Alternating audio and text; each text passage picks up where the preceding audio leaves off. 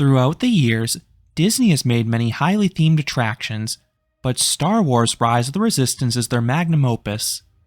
Located at both Disney's Hollywood Studios and Disneyland, this ride is a masterpiece in storytelling, immersion, and special effects. In this review, I will explain why this is the world's best dark ride. Before I go any further, I need to note that it will be impossible to review this ride without discussing spoilers. I think it's best to go into this ride blind, so keep that in mind before you proceed any further. In 2015, Disney announced Star Wars Galaxy's Edge. This would be one of the most immersive theme park lands ever. This would open at Disneyland in the summer of 2019 and Disney's Hollywood Studios in the fall of 2019. Guests would find themselves on a planet known as Batuu. This planet was not in any prior lore, but it fit right in with the franchise. Guests would then encounter restaurants and shops inspired by the films, as well as famous characters walking around.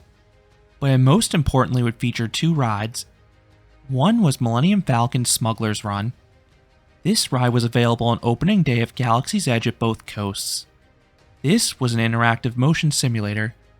When the land was originally announced, this was believed to be the area's big e-ticket attraction, but people soon realized the other ride would be the main headliner. That would be none other than Star Wars Rise of the Resistance. Disney promised it would be an immersive ride placing guests in the midst of a fierce battle between the First Order and Resistance. This would be Disney's most ambitious attraction ever, as it would combine multiple show scenes and ride systems into one complete experience. This culminates with a trackless dark ride through these elaborate sets.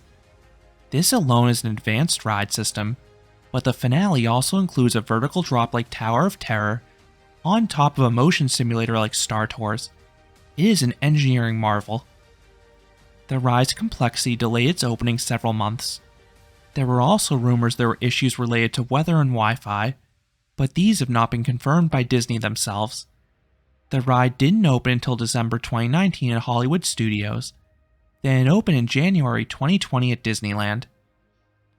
I wish I could say this was the end of the ride's issues, but this ride continued to be one of the most unreliable rides out there.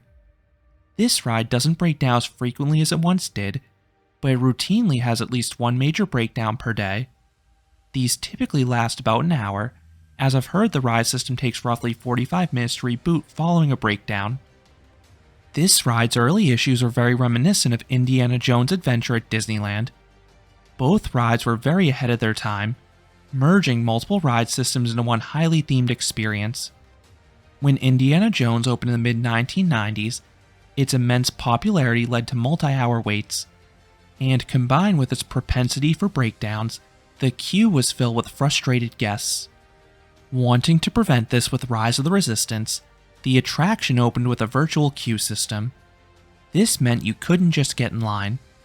At specific times in the day, guests would need to play a game of fastest finger on the park app to secure a boarding group. Boarding groups would then be called in sequential order, but they could be staggered to account for operational delays. Guests could only get one boarding group per day, and there were not enough boarding groups for everyone in the park. This was a frustrating system for those who were not tech savvy, and it also restricted how many times you could experience this attraction in a day. The only way to ride multiple times per day was to get a boarding group and also pay for an individual lightning lane. Disneyland and Walt Disney World have implemented a virtual queue system in all their new openings post-pandemic. While the rides that came after Rise were significantly more reliable, Disney still found it valuable to prevent multi-hour waits. This is still in use on rides like Guardians of the Galaxy at Epcot and Tron Light Cycle Run at Magic Kingdom. I personally do not like this system, even though I have a perfect track record of securing a boarding group, but I do get why Disney does it as a form of crowd control. Fortunately, the virtual queue stopped in Rise of the Resistance in fall of 2021 during normal operation. It was brought back during the after-hour Jollywood Nights Christmas event in 2023 though. Ever since this ride began offering a standby line, it routinely has had the longest wait of both the Florida and California resorts. The line routinely exceeds 1.5 to 2 hours daily. The ride has a good overall throughput when it's fully operational, but roughly 2/3 of the ride's capacity is allocated for Lightning Lane. On days with extended downtime, the standby wait can swell to 3 to 4 hours. This is to account for the surge in Lightning Lanes. So, what is the best way to experience this attraction with a minimal wait? There are a few strategies, each one has its own pros and cons. First, you can head here right at opening. The benefit with this approach is that you give yourself multiple opportunities to ride this in the event it breaks down later in the day, or if you want to re-ride. You also will find a short wait if, and this is a big if, you are at the front of the rope drop crowd. But a large chunk of guests try to make this their first stop, so you will be in a competitive foot race to beat everyone over there. The other big con is that this ride may not be ready at opening. If this happens, you wasted precious time at rope drop walking towards Galaxy's Edge when you could have had a short wait on another headlining attraction. It is worth noting at this time that Rise of the Resistance is not offered on early entry at Disneyland. It is offered during early entry at Hollywood Studios though, which gives hotel guests a huge advantage in the morning. Second, you can head here when the ride closes for the day. At Hollywood Studios, that is park closing time, but at Disneyland, Rise of the Resistance routinely closes 1 to 3 hours early. This is because the park is longer hours, and the crew needs time to prepare the ride for the following day. Check the app on the day of your visit for the exact closing time. Now, the posted wait will still be high when you get in line. Disney is notorious for overinflating the wait times at the end of the night to deter people from entering the queue. Your actual wait should be quite manageable. This is because there are no more Lightning Lanes, so the standby line moves 3 times faster than usual.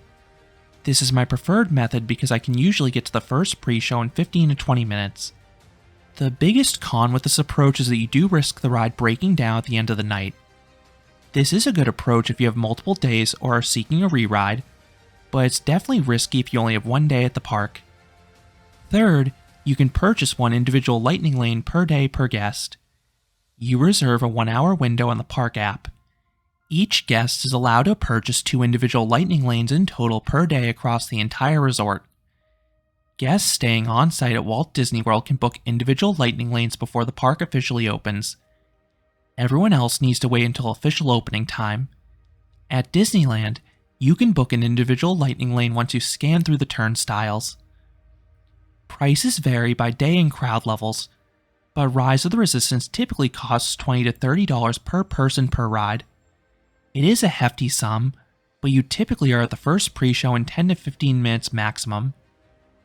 Fourth, you can try and time the ride's reopening following a breakdown.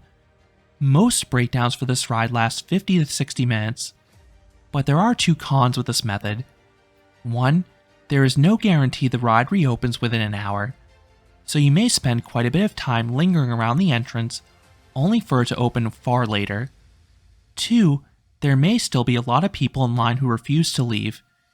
If you see the line outside the cave, I would not recommend this approach, because keep in mind, Lightning Lane will get enhanced priority to compensate for the breakdown.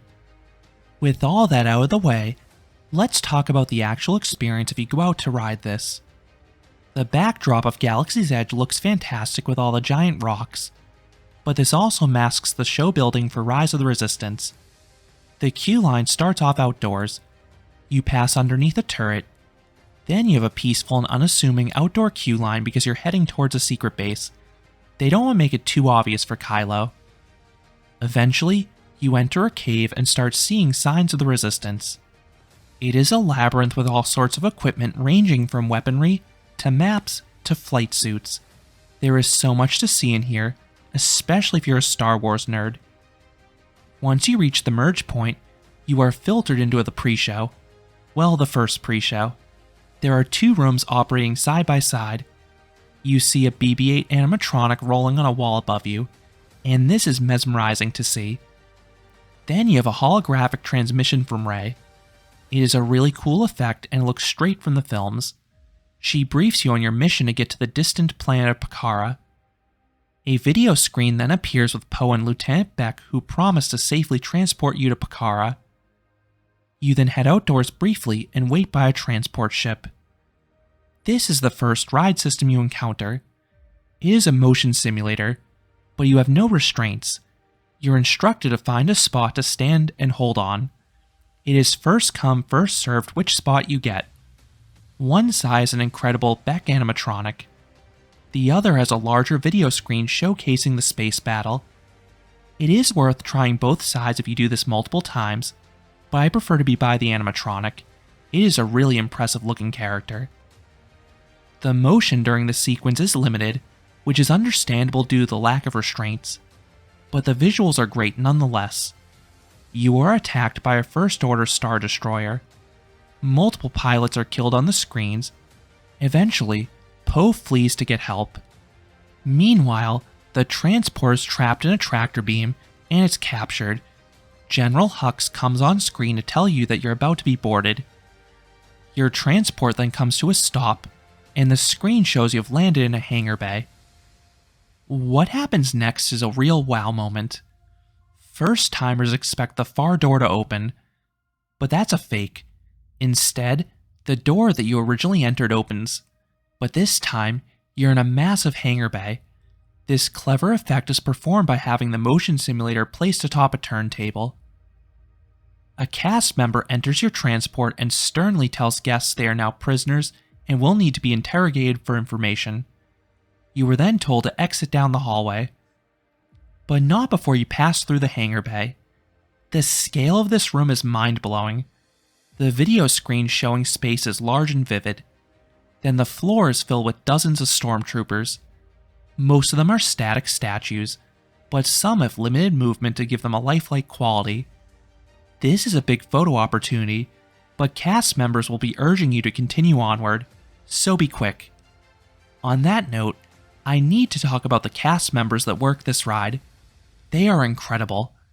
They always stay within character. The First Order officers are intimidating between their uniforms and demeanor. They are deliberately miserable and berate guests. I highly encourage joking around with them. You then head down a hallway to be grouped for your interrogation. You are given a Keller for your interrogation. You are then assigned to one of many holding cells where the final pre-show takes place. You stand on your assigned Keller. The room is confined and complete with bars above you to sell the effect you're a prisoner. Kylo Ren then appears on a fusion screen above you, and he wants the location of the secret base. The audio and visuals are clear. I especially love the effect when the room goes black. It is chilling, but eventually, Kylo is needed on the bridge. You then wait helplessly in your cell. There do not appear to be any doors beyond the one which you entered, but a projection-mapped cutting effect appears on the wall, and one of the panels breaks free. It is a really neat effect. You are broken out by the Resistance and instructed to board your transport vehicles that were stolen from the First Order. Each vehicle seats a max of 8 riders. They are comprised of 2 rows of 4 guests. Seating is assigned based on your interrogation Keller. Once situated, you are restrained by just a seatbelt over your lap. It is identical to the harness found in rides like Tower of Terror, Indiana Jones, or Matterhorn bobsleds. Once checked, Finn appears on a map to your side. He tells you that the droids in the front of the car, which move by the way, are programmed to take you to 2 elevators that'll take you down to the escape pods. His tone combined with the music create a sense of urgency. You then leave the load platform and enter the main ride. And right away, you can tell that Disney spared no expense. The first room is grand in scale, brilliantly designed to look like the inside of a spaceship from the films. They have a gray Keller palette with red accents, and this aesthetic is carried over through the entire ride. This room showcases the trackless abilities of the vehicles, as you narrowly dodge 2 empty vehicles. These are described as antagonists, but they are really empty vehicles heading towards the load platform for the next group of guests. You then head down a hallway and encounter a probe droid. One of the vehicles will get mere feet from it. This animatronic drops down from the ceiling, and it spins around emitting a laser that you narrowly avoid. You then head towards the turbo lifts, but before you can enter them, stormtroopers spot you overhead. This is also done with a fusion effect. They start firing at your vehicle. They of course miss you because they're stormtroopers after all, but the laser effects are really cool. You see red lasers flashing. Then parts of the wall and ceiling are blown out. You then continue down the hall into the bay with the colossal AT-ATs. They are imposing. This image has widely been used in promotions for the ride, and it is not hard to see why. You feel so tiny next to them. You then head towards another door, but it closes right before you reach it. You are then caught in a firefight. More stormtroopers fire at you from above, but you are protected by Finn. He was disguised as a stormtrooper, and he fires back, and he's a lifelike animatronic. They nailed the face in this one. Both vehicles then drift backwards into a disguised elevator shaft. Both vehicles then briskly lift upwards, much to the chagrin of Finn. One vehicle is to the side of the AT-AT, the other is directly in front of it. I much prefer the visuals on this side. The stormtroopers inside the AT-AT lower the guns towards guests. This effect is one of the spottier ones, but it's really cool when it actually works. Then you head down the hallway as a series of laser blasts whiz past you, causing damage like the blasts earlier in the ride. The other side experiences a similar gunfire effect, but instead comes from a shock trooper firing out of a window. This is done entirely with a video screen, so it's not quite as impactful as the physical AT-AT pointing directly towards you. The vehicles then continue down a hallway and come face to face with Kylo Ren and General Hux on the bridge. They are standing above you. They raise the shields to counteract Poe, who as promised, has returned with dozens of spaceships. Kylo then spins around and promises to catch guests. I love how quickly he spins around. It's quite menacing. The motion in this character is far superior to the older Disney animatronics. You then continue down the hallway. You then see Kylo jump down and pursue you with his iconic lightsaber. You then enter an elevator, but before you can safely pull away, his lightsaber pierces through the ceiling. It's a nice jump scare if you don't know it's coming. When you exit, you have a giant screen to your right looking out into space. The Resistance spaceships are firing at the Star Destroyer. Meanwhile, there are cannons in front of you firing back, and they are cleverly trackless vehicles of their own. When this scene functions as intended, the cannons move forward to fire. This will block your path. Then the recoil jerks them backwards. The vehicles then have to time their movements to avoid a collision. It was a really neat effect when I saw it on my initial rides, but it frequently has caused downtime, so the cannons are usually static. Still, the scene is exciting between the size of the cannons and the battle playing out beside you. The Star Destroyer is taking on extensive damage. As you round the corner, you see Finn on a monitor telling you to escape immediately. But before you can flee, Kylo Ren appears one last time. If the scene functions as intended, he appears as an animatronic behind you. It's another lifelike one. He uses the Force to pull the vehicles towards him, which is a great use of the trackless technology. Off to your right, there's another video screen looking into space. Another spaceship is hit and sent hurtling towards you. When it strikes the ship, there's an explosion. The wall behind Kylo rapidly opens up, revealing a fireball. This is timed perfectly with a high-powered wind effect to simulate being sucked into space. The reaction of the animatronic is spot on. Meanwhile, the vehicles then drift backwards while a piece of the ceiling falls down to hide Kylo, so he can reset for the next set of riders. This scene is complex and finicky, which is why it was designed with a backup known as B mode. When this happens, the animatronic is kept hidden behind the ceiling. Instead, Kylo appears on screen in a spaceship. But before he fires at the guests, another ship hits him, causing him to spin out and go away. This version is a lot less impressive, but it is better than the ride being closed entirely. I have never gotten this version at Disneyland, but I've gotten on roughly half my rides at Hollywood Studios as of late. You then move into the hallway for the ride's grand finale. There are 4 doors, each leading to an escape pod. You move forwards and the vehicle locks into place.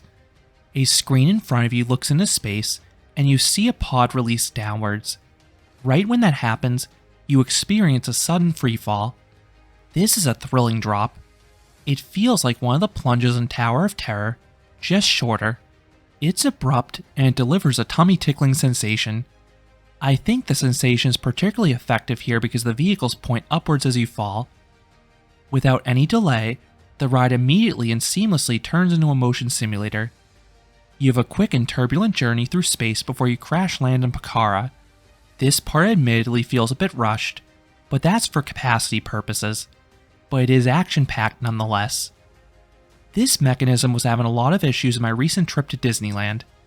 I spent multiple days at the resort, and half the drop shafts were unavailable, which caused Rise of the Resistance to run half capacity. Then on one of my rides, the video was frozen during the drop and motion simulator altogether, which was really awkward and spoiled the finale. Fortunately, that glitch seems to be a very rare occurrence. You then back out and are congratulated by Beck for your safe arrival. You then drift into an unload platform and disembark, ending the experience, and what an experience it is. So, what would I rate Rise of the Resistance? Is there any doubt? This ride is getting a perfect 10 out of 10. This is an exceptional experience. This is a lengthy attraction with all the pre-boarding elements. The pre-shows tell a cohesive story. Then the main dark ride is breathtaking. It is engaging start to finish. Between the elaborate sets, character interactions, use of audio, and motion effects, there is never a dull moment. There are so many memorable scenes. And that vertical drop at the end is an exciting finale I always look forward to. It gives a thrill element traditional dark rides cannot match. Do I wish this ride was more reliable? Of course. But I understand why it's had so much downtime considering the scale and complexity of this attraction. It may be a hassle to get on between the uptime and wait times, but it is 100% worth it. Rise of the Resistance is truly a one-of-a-kind experience that cannot be missed. It is the best ride Disney has ever made. Further, it is one of the best rides in the world. I would take it over most roller coasters I've been on. So those are my thoughts on Star Wars Rise of the Resistance. What are your thoughts on this attraction? Is it your favorite dark ride as well? Let me know down in the comments. If you enjoyed this review, I would appreciate it if you gave this video a like, and you considered subscribing, because there'll be a lot more roller coaster amusement park videos here at Canopy Coaster. Thanks for watching.